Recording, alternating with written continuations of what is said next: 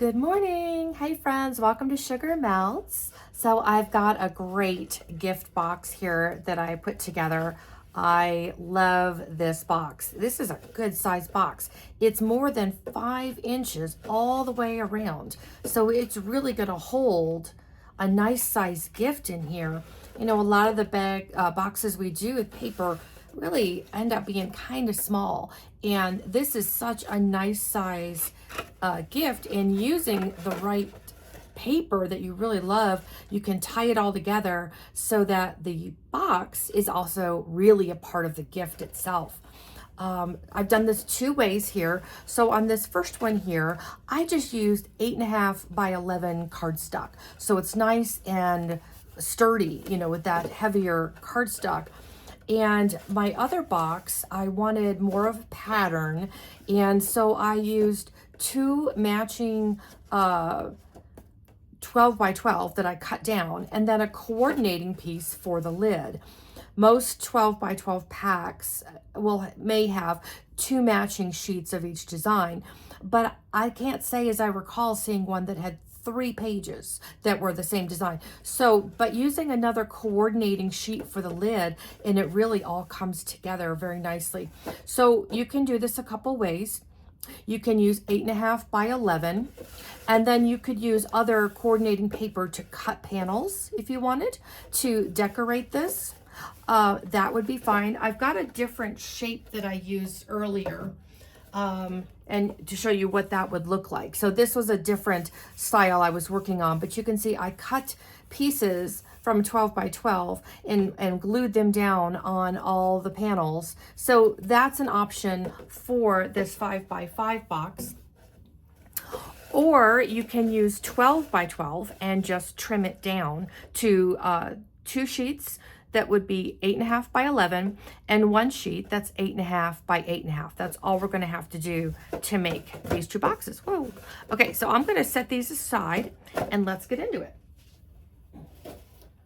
So for this box, I'm going to use these 3 sheets of 12 by 12. So these 2 matching sheets will make up the walls of the box, and this coordinating piece will be the lid. Okay, so let's get our cutting board. And again, you can use 8.5 by 11 cardstock, which would be great. You can decorate it with the right ribbon, and then you may not feel like you need any other additions or paper onto that. So let's first just trim this down to the 11, and then 8.5. On the side. So let's go to 11 and 8.5. And then for our lid, so you can see here, I could actually do this side too. I've got a few minutes to decide, but I'm pretty sure I'm going to use this pretty floral pattern with all the holidays coming and springtime and Easter. Such a great time to have a new box idea, or for Valentine's Day, you know, break out some paper, break out stamps. If you're using your cardstock, you can stamp on that. There's different ways to, because this does take more paper than your usual project. Definitely not a one-page wonder. But this way we get to really have a nice size box. Like that a lot. Okay, let me put that out of the way, and let's do just a little bit of scoring. This comes together so fast. So for the walls,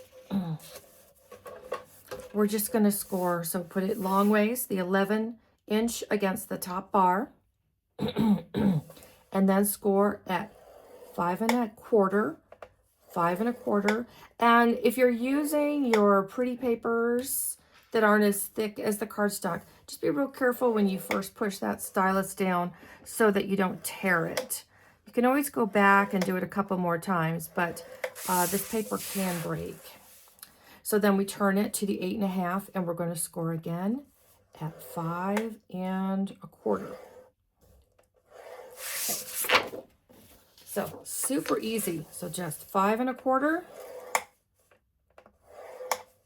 times 2 is going to be up to, 10 1/2, 10 1/2, and then 5 1/4. Super easy. Okay. And then for our lid, we're just going to score 1 1/2 on all 4 sides. So this will be at 7, turn it, 7, and then 7, unless you're doing the inside. I think it's easier to hold the paper down, but that's probably because I'm right-handed. So just 1 1/2 on all 4 sides. Okay. And now it comes time to cut it a little bit, and then we're going to assemble. So first, let's just fold on our little score lines here. Go.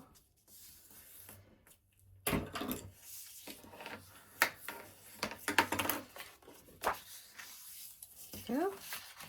This comes together so nice. I've tried different sizes. That's a lot of the boxes that we've done before.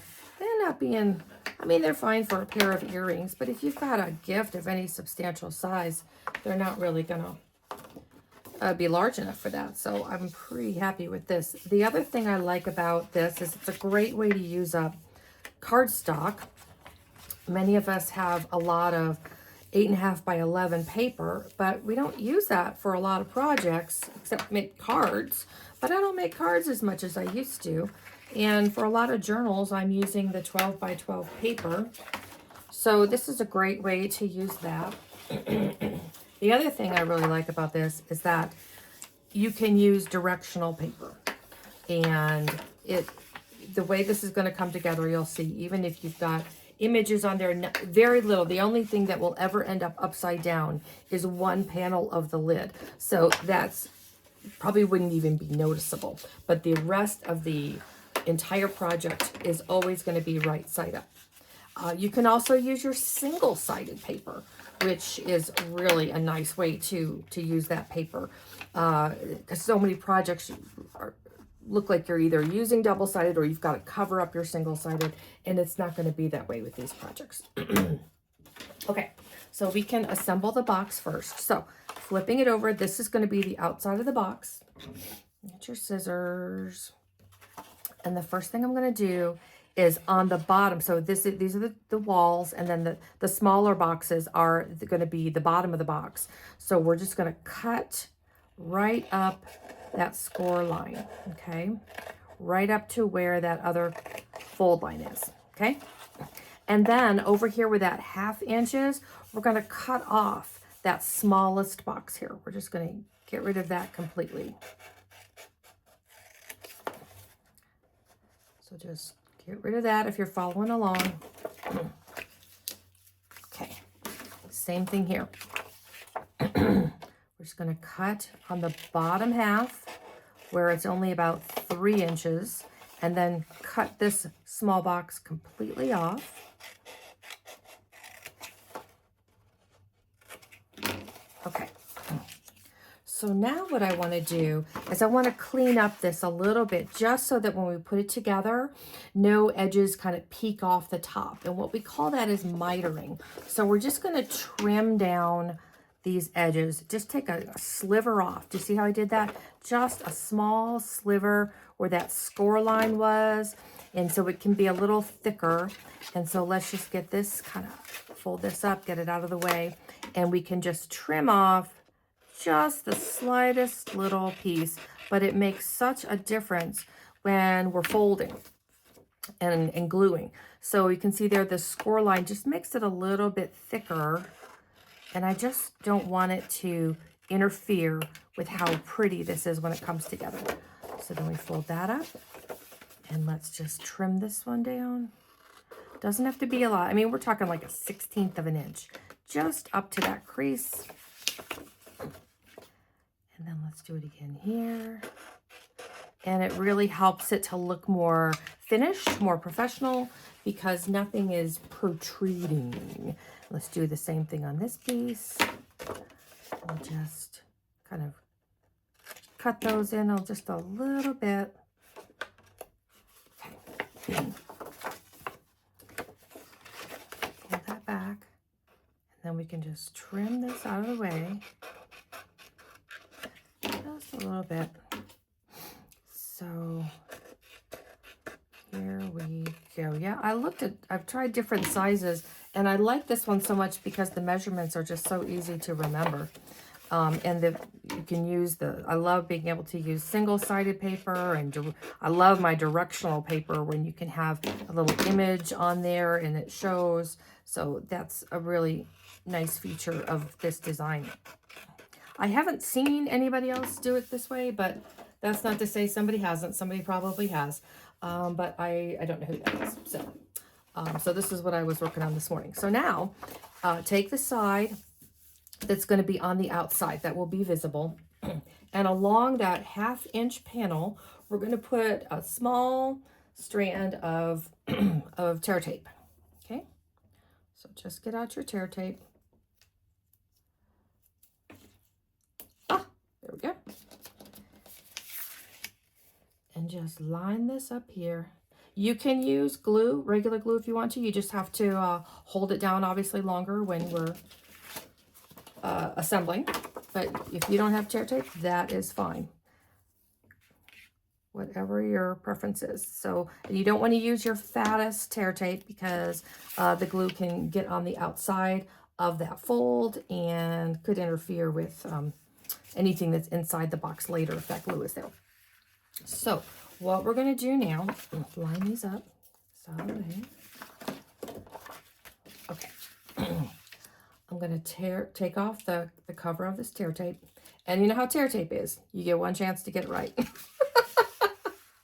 So I like to line it up on these bottom fold and the top fold before I push it down. Okay. And there's our first seam. The second one's a little bit easier if everything has folded together well. Get the cover off of that. Yikes. Ah. And then when you bring this in, as long as it's flat, it should be pretty close to perfect right in there. Look at that. I don't have to really do anything extra. There we go. And there's the foundation for that box. So now what we're going to do is we're going to put together the bottom part. The bottom part is a little trickier, usually is. That's okay.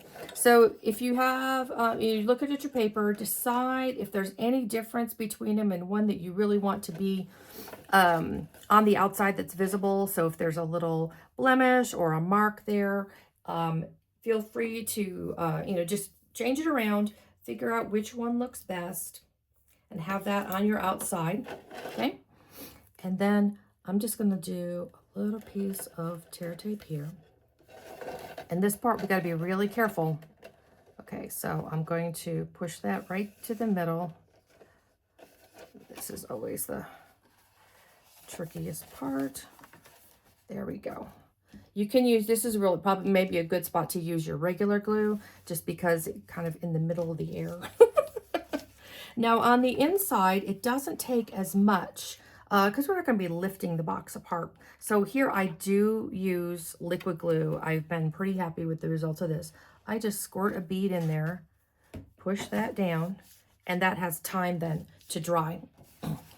Oops, it didn't even, look at that, it didn't even stick. Okay. Oh, Lori, you're so silly because you didn't take the cover off. Well, of course, now that the camera's on, that's when that happens. I've made how many of these boxes? Here we go. Okay. Push that down. And now we've got the perfect little box. So let's work on our lid. Yep. Tear tape, got to take that cover off or it's not going to do much. Okay, and then I need my scissors again. So what we'll do for these is we're just going to cut one. If the four corners have a little box here, just cut up one of those score lines. Doesn't matter which one, but I like it if they match, So I'm going to go in on these two, flip it around, cut in on these two. Okay.